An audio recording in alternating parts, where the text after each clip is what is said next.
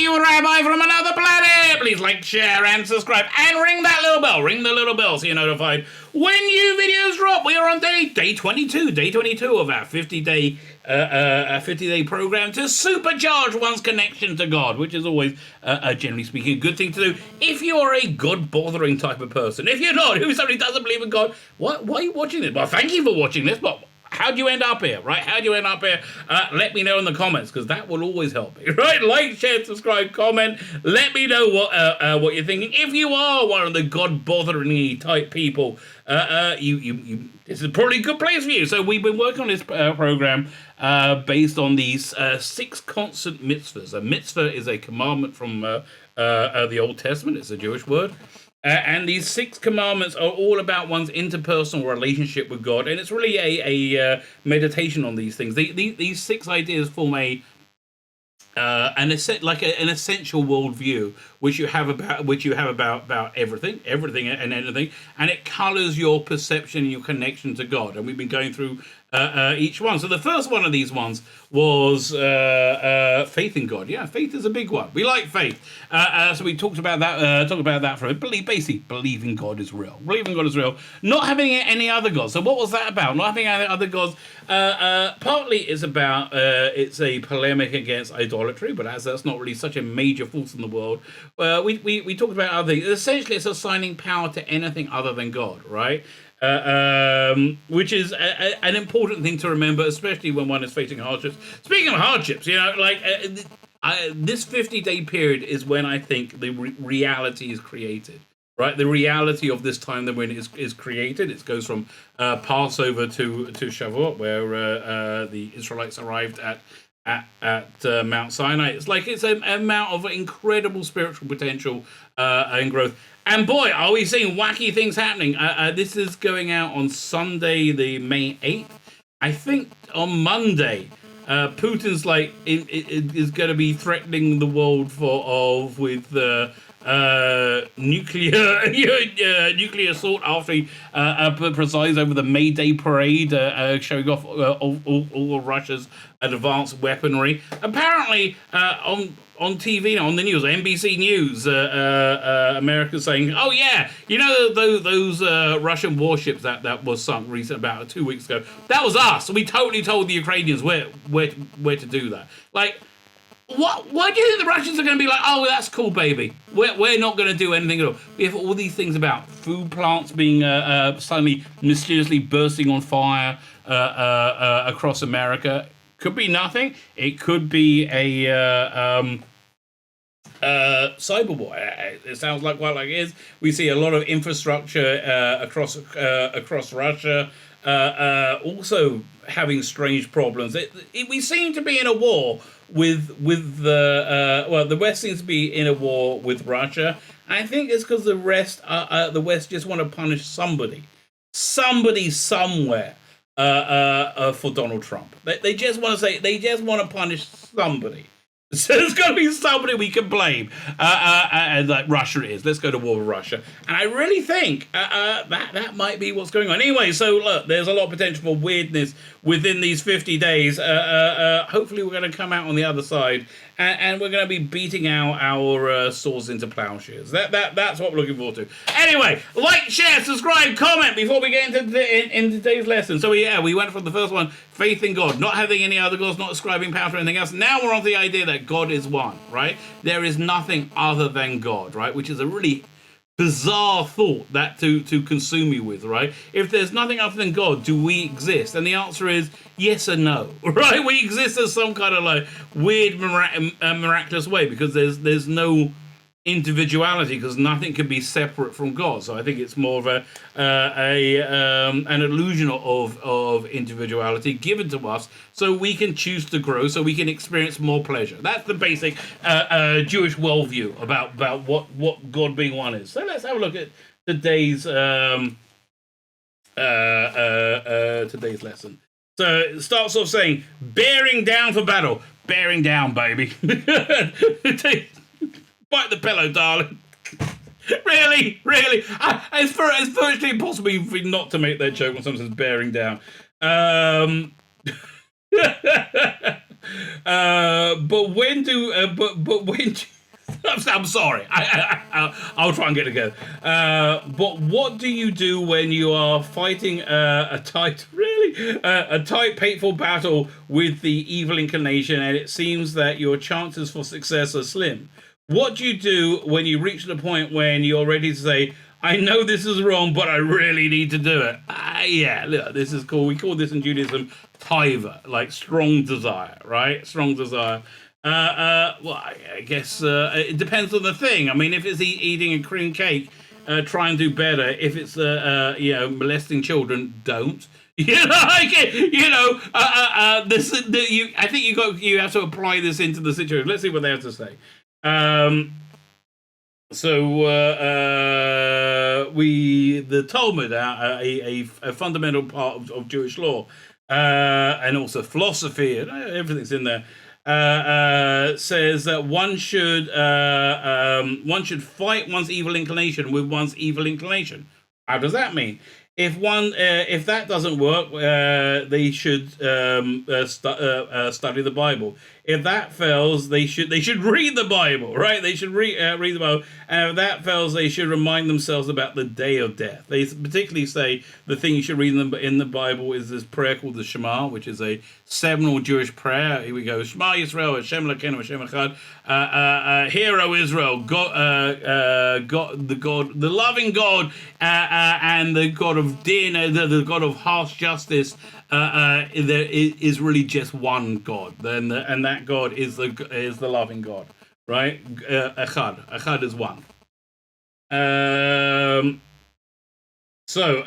In light of what we've learned about the oneness of God, what can we explain? We can explain the depth of this process. The first step in dealing with your evil inclination is to pit the evil inclination against him. When you feel the pain of battle, step back and laugh. Remind yourself that the evil inclination is but an illusion, and he really wants you to. He wants you to win, right? Remember, the true satisfaction that comes from overcoming the urge to sin, not sinning. I would say differently than that. Using your evil inclination against your evil inclination. It's like, for example, let's say you want to raise money for charity. You want to raise money for charity. You have a bunch of kids selling chocolate bars to raise money for charity. So you have the evil inclination that makes people vain, makes people want to take pride in themselves. It's not something bad to take, but yeah, there's the proud vanity, which is generally speaking a sin. You could use that to propel you to do more for a meritorious cause. That's using your evil inclination to beat your evil inclination. If you want to motivate yourself to study the Bible, just say, I want to accomplish more than other people. You want to be prideful, right? You want to be prideful. That is using your evil inclination to fight your evil inclination. That's more like using logic to fight your evil inclination. The next step is studying the Bible, which helps you focus your long-term goals, and will remind you that you may forfeit those goals if you acquiesce to the evil inclination. So Satan, I use the word inclination. Satan. If you acquiesce to the Satan's, it says demands, but I'll say seductions. So fine. So if Bible study doesn't help, then reading the passage in the Bible where it says God is one. While reciting the words Hashem Echad, God is one, remind yourself that the Satan is an emissary of God. It's part of God, and that he really wants you to succeed. Right. Finally, if all else fails, remind yourself that one day you're going to die, and that you would want to be. And what would you want to be remembered for? Well, more. What you're going to have to stand in judgment in front of God. What you must do if you want to be remembered for it. So again, I kind of disagree with this guy's taking all those things, even though I think the lesson is a good one. So we have another part of the Talmud that states at the end of days, God is going to remove Satan, right? So I think we're in the end of days now, and I think we're witnessing the death of Satan, of that satanic force. Which is why I think things are so insanely crazy right now. Because the more closer one gets to die, the more one fights to live and fights for strength and fights for power. So it's gonna and then when they do that, right, when the Satan is finally gone, the wicked are going to look at we're going to look at that, and once it's separate from us, and we're going to see it as it's a strand of hair as something absolutely nothing. I mean, you're going to go, how on earth did I let that strand of hair, that piece of absolute nothing, completely walk over me? However, the righteous will see something very different, right? The righteous will see the Satan as a insanely huge mountain, and say, "How on earth was I able to hold that back?" Right? How on earth was I able to do that? And it was a significant proportion of eternal suffering will be having the feeling of having failed against a frail adversary that could have easily been defeated, and conversely, the sense of pride and achievement of being able to take on such a massive adversary, depending if you're righteous or wicked. So when embroiled with a tight battle with your evil inclination, with Satan, right? He does not seem to be a flimsy hair, right? You know, let's say I don't know. Let's say you're a recovering alcoholic, right? And you got and you're in your first 30 days of your 12-step program, and you're trying not to drink, right? But you got this huge desire to drink, right? So it doesn't seem like a flimsy hair at that point. It seems like a massive mountain. What's going on? He seems to be,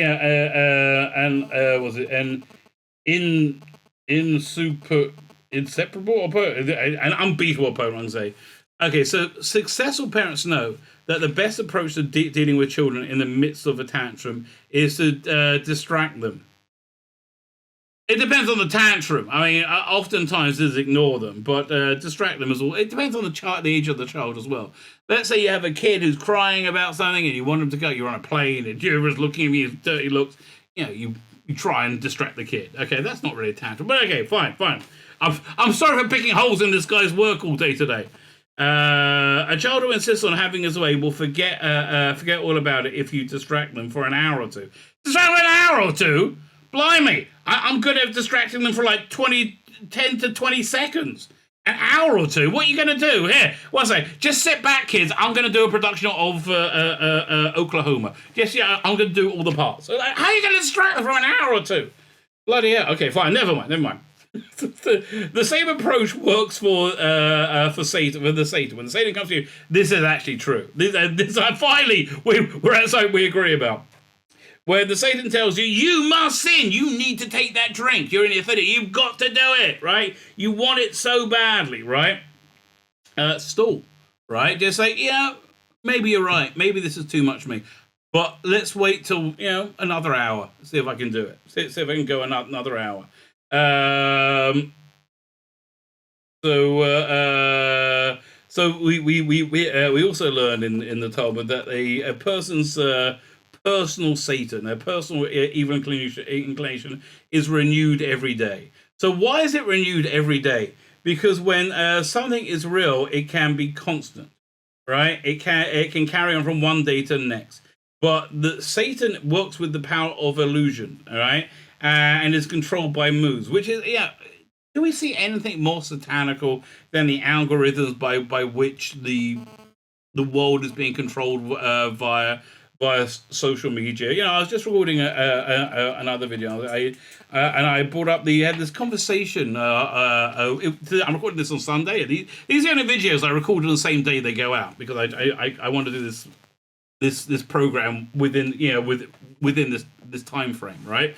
But we're talking about abortion over the Sabbath. You probably heard the Roe v. Wade may not survive, right? May not survive, which Honestly, it seems to me, well, a number of things. It seems to me that abortion probably involves killing a kid, right? Probably involves killing a baby. I don't know where life starts. Certainly, these late-term partial birth abortions are just barbaric and absolutely horrific. I just worst thing you can possibly imagine, right? Yeah, absolutely. But my daughter, who's not a dummy at all, she said, I don't think men should really have the right to weigh in on this. This is a completely female thing. So I said to her, viewing the world through the prism of identity only leads you to ridiculous places that you don't even believe in. So I said, for example, let's say there's a case where one man has raped another man, right? Are you going to tell me that there's no women can be on the jury? You can't have a female judge. What happens when a white person kills a white person? You're not allowed a black judge. When a black person kills a black person, you're not allowed a white judge. When I don't. It's such a ridiculous point of view. No, we're all human beings, and we can all discuss humanity. And the fact you're probably killing a baby, right? Oh, I have to tell you. I mean, I'm not. I'm not. My eyes are not closed to the reality that outlawing abortion will not end the practice of abortion. Honestly, I think the compromise we had under the Clintons of safe, legal, and rare was a workable one. But no, now we're like, let's just kill those babies as they're coming out. Yeah, maybe afterwards as well. Why not? It's just horrific, absolutely, horrific. But anyway, that's the thing, that these algorithms just breed into stupid thoughts into people's heads that they want them to think. And when you present them to them, people often get angry because they don't like to feel they've been controlled, they've been duped. But they also feel really stupid as well. I believe in that thing that I don't believe in, right? It's really weird. But I've seen if they're like really committed to it, like if there's somebody really into like the Biden side of things, whenever they're proved to be a complete liars, morals, whatever, they just forget about it like that. They forget about Kyle Rittenhouse. They forget about Afghanistan. It's all gone. Never happened. They forget about Hunter Biden's laptop. It's all gone. No, it's not real. Never happened. Not there, right? It's amazing. I'm sure you've seen it in your life as well. They just completely forget about these things that have absolutely disproved them time and time and time again. Fine.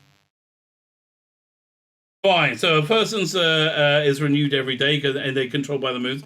They can't keep up the act for long because it's based on illusion. That's why it's got to be a constant immersion, right? You've got to be constantly immersed in the illusion for the illusion to work. Which is why I guess they're so freaking about Twitter. The immersion has to be total. Right, and anybody not immersed in it, you've got to say, "Oh, that's a conspiracy theory," right? But you know where the expression "conspiracy theory" came from? It was invented by the FBI, I think FBI or CIA, to discredit anybody who didn't think the report on how JFK was assassinated was entirely accurate, right? 100%. That's what really happened. So it's an illusion, right? It needs to be renewed every day because it's illusional.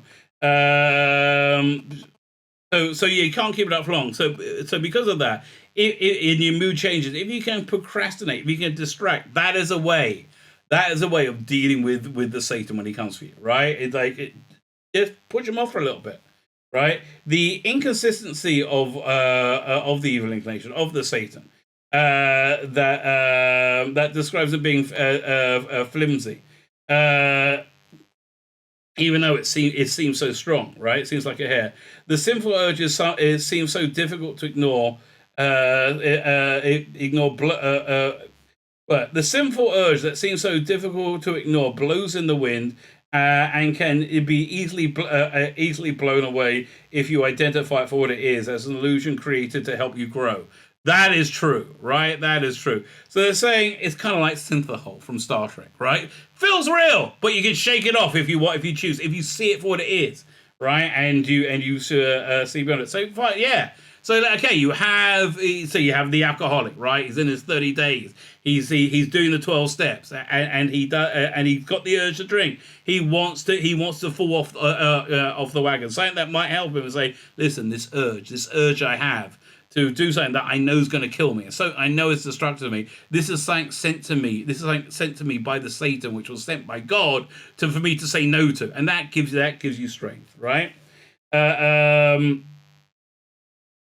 Fine. So the final point is the Satan is wily. Yes, when tempted to engage in any form of pleasure that provides temporal happiness or pleasure, even the urge seems to be coming from a proper source. Be wary. If pleasure is one of those things, if the pleasure is one that does not conflict with your long-term goals, it simply allows you to maintain your sanity in the world full of enticement. Fine. God placed such pleasures into the system to provide you with parameters for which to enjoy them. That's true, actually. There's a famous story of, who was it? I think it's a rabbi called the Chafetz Chaim from, was it Chafetz Chaim? Or Rabbi Meslant? It was from the 60s or 70s. So it was something like that. So this very, very huge, or maybe Rabbi Aaron Cutler. It's very, very big. Oh, Rabbi Moshe Aaron Cutler? One of those. Okay, one of these very, very big rabbis. He was very old, and he wanted to go on a vacation to the Alps. And they're like, but Rabbi, why do you want to go on the vacation out? He says, listen, I'm getting old. I'm going to die soon. What's going to happen when I die and I go to the heavenly court?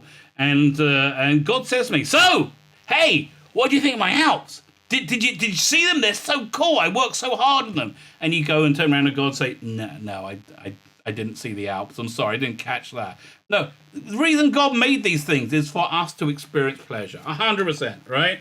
And it's important to accept those pleasures because that's why God made them. God made the world a beautiful world because he wants us to experience beauty, right? So it doesn't. It's fine. God placed such pleasures into the system to provide us within parameters in which to enjoy them.